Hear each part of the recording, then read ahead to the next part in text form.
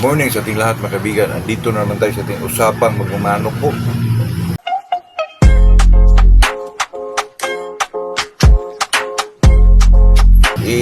Wala muna tayong shoutout ngayon mga kaibigan. Kanina po talagang maaga tayong pumunta doon sa area natin kasi parang medyo kasi mga kaibigan, unahin ko doon kasi medyo malayo-layo po. Magpatubig tayo, magpakain tayo, medyo walisin natin yung mga ipot doon para talaga medyo maganda yung daloy ng kanilang pagkakaalaga sa kanilang kaibigan. Ito naman pag-usapan natin kaibigan ay napakasimple na po. Itong tinatawag nilang chapsuy mga kaibigan. Kasi may nagtanong sa akin mga kaibigan, boss, ano ba talaga yung chapsuy?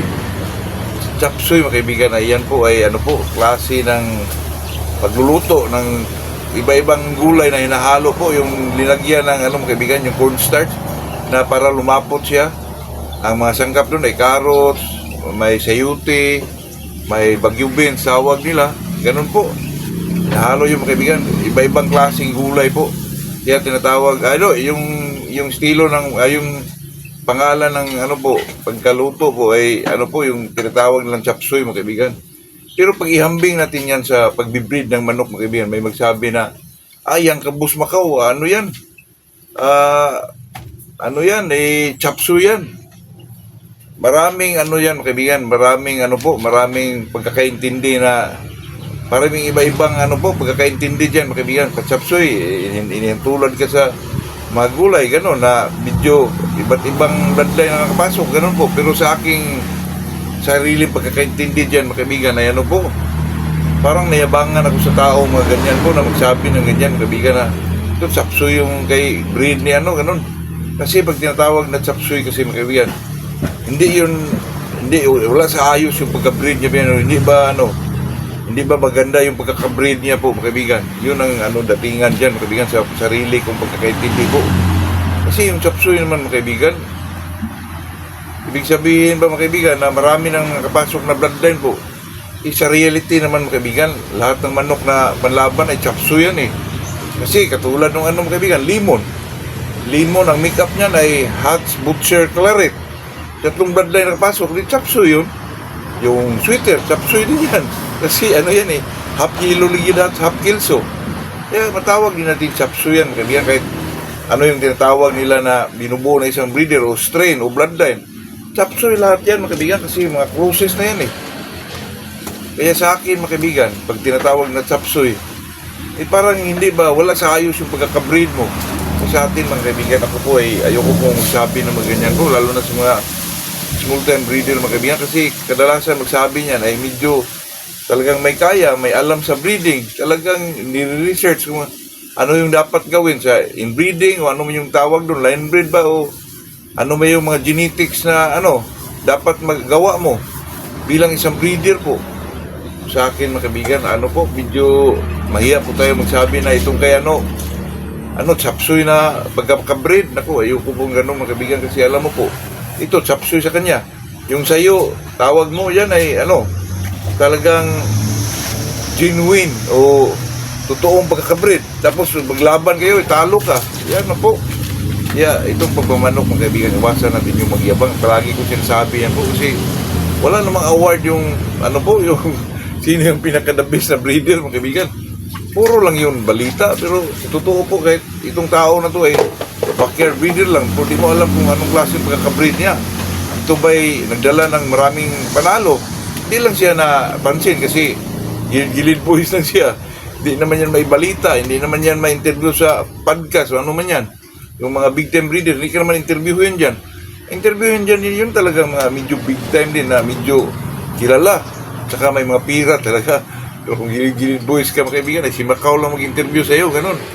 Totoo yan mga kaibigan, kaya sa akin po, iwasan ko po yung mga makapagsabi tayo ng medyo, pangit yung sinabihan ka na, ayang sa'yo, chapsuy yan, kasi mga kaibigan, medyo nakasakit ang damdamin kayo, kasi, yan, pinagpawisan niya yung, pinagpawisan, dugo-pawis yung bulan niya, tapos sabihin mo lang na chapsuy, naku, napakasakit po nun, kaibigan. Sa akin po, bilang isang gilid-gilid boys, walang mga pira. Kahit walang pira tayo mga kaibigan, meron naman tayong yung tinatawag na hindi naman yung tinatawag natin na mayroon naman tayong sariling pag-research yan. Doon din tayo kumukuha ng mga idea doon sa mga big time through social media, ganon. Pagbasa ng libro, pwede naman natin gawin yun, mga kaibigan. Lalo na pag video pa YouTube fanatic ka, talagang malalaman mo yun. Pero sa akin, mga kaibigan, hindi naman tayo huwag iwasan natin yung magsabi tayo na, chapsuy yung ganito, ganyan. Kasi sa reality niya, mga kaibigan, lahat ng manok na panabong, chapsuy yan eh. Totoo po. Ay, sinasabi lang nila yung mga kaibigan na yung mga legit talaga na brand line, katulad example ko mga kaibigan, Claret, may legit siyang Claret na pinapapuro niya for how many years, 10 to 20 years, na talagang hindi nag-iba yung yung kulay, yung physical karakteristik na isang manok, attribute sa isang manok, ay talagang ganun pa rin po, na medyo marami ng tao na lumilipas, mga kaibigan, na ganun pa rin yung bloodline na yun. Yun ang tinatawag sa kanila po na legit. Pero sa akin naman, mga kaibigan, pag magsabi ka ng isang magmamanok din, wala kang respeto dyan, mga kaibigan, talagang mag-umpisa yung downfall mo dyan, mga kaibigan. Kasi hindi ka respeto na kahit medyo maliit na tao yan, hindi mo naman alam yung style ng pagbibreed niya kasi hindi siya kilala. Gilid boys lang siya. Kasamahan siya ni Macau na walang mga pira. Paghingi lang ng broodcock para makabreed lang ng manok, ganon.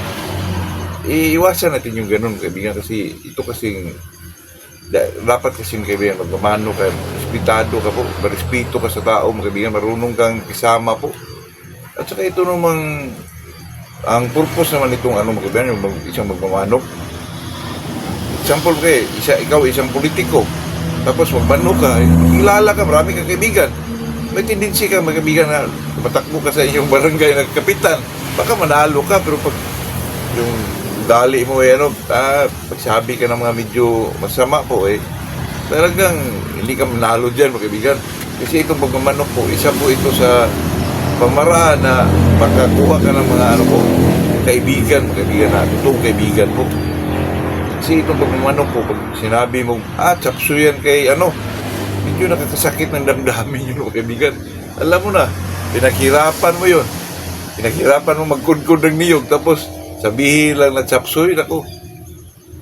At saka, mga kaibigan, itong number one, po, kahit kumukuha pa tayo sa mga legit na mga breeder. Tapos, hindi naman maayos yung pagkakabreed mo. Tulad ng mag-inbreeding ka, mga kaibigan. Tapos, di mo alam, kuha ka lang ng manok lang, basta inbreed lang. Yun ang kalabasan yun ang tinatawag siguro ng chapsuy, mga kaibigan. Kasi ang pagkakaintindi ko talaga sa tinatawag na chapsuy po, hindi maayos na pagkakabreed, mga kaibigan. Yun lang po, yun lang, wala nang ibang meaning doon, mga kaibigan. Kasi pag inahilin tulad mo sa isang pagluluto na tinatawag ng chapsuy, klaseng gulay yun. Hindi ganun, kasi lahat ng manok, mga kaibigan, kahit anong manok dyan, kahit sinong may-ari pa dyan, puro chapsuy yan, mga kaibigan Kasi ang isang strain ay composed of 3 bloodlines. Make up niya 3 bloodline. May 2, 3, 4 ba? Chapsuy yun, di ba? Yun lang po. Yun lang aking pag-iintindi dyan, mga kaibigan. Comment din kayo kung ano yung masabi nyo dyan sa tinatawag ng chapsuy po. May tinatawag dati, mga kaibigan, na walang iba din yun, mga kaibigan, na walang purong manok. Pag sinasabing walang purong manok, totoo naman yun. Pero pag sinasabi mong strain o bloodline, mayroon po na ginawa ng isang breeder, mga kaibigan. Kapag sinabihan ka na chapsuy yung ginagawa mo, yung pag-breed mo, chapsuy. Ang sa aking sariling pananaw po dyan, mga kaibigan, ay medyo, parang medyo hindi maayos yung pagkakabreed mo. Yun ang pagkaintindi ko dyan, mga kaibigan. At saka comment din kayo kung ano yung mga nasa side nyo po. Hindi tayo naman dito, magkakaibigan lahat. Talagang tayo naman dito, kadalasan yung nanonood sa atin hindi naman lahat. Ay talagang pobreng magmamanok lang at saka po. Kasi itong mga pobreng magmamanok, mga kaibigan Kita ba yung klaseng manok yan? Talagang may siya na idea na i-breed niya ito kahit may mga diferensya yan. Kasi pobreng magmamanok Pero kung makuha naman niya yung eksaktong pagbibreed, eksaktong mating, makakuha din ng medyo magagandang klase at saka makaproduce din ng mga medyo mananalo po. Hindi, wala lang kasiguraduhan, kaya iwasan natin yung magsabi tayo ng ating kapwang breeder po. Kasi kadalasan, mga kaibigan, mga medyo maliit na breeder nag-breed yan kasi pag bumili ka ng manok kayo, mga kaibigan, cruises lang. mahirap po, mahal po yun. 5K, yung isa yun. Meron namang mga 3-10, mga pero bihira lang yung kadalasan talaga. Lalo na pag sa sarili niya na maayos na pagkakabreed. 6K isa, 5K isa, medyo mahal yun. Mag-breed na lang yung iba, lalo na pag tayo ay mag-breed boys lang. Mag-breed tayo ng isang bisis na, isang daanan lang na pagka-breed po. Makaproduce tayo ng 5 lalaki, 6 na lalaki. Pag medyo wala kang patuka, ibinta mo yung isa para ma-secure mo yung mga kapatid po. Yun lang ang ating pamaraan dyan, mga kaibigan. Mga babae, binta mo. Para naman makasupport ka sa pagkain na kailangan nating bilhin, mga kaibigan. Totoo yan. Yun lang po, yun lang ating nasabi dyan about chapsoy na manok, mga kaibigan. Yun lang po. Magandang umaga sa ating lahat po.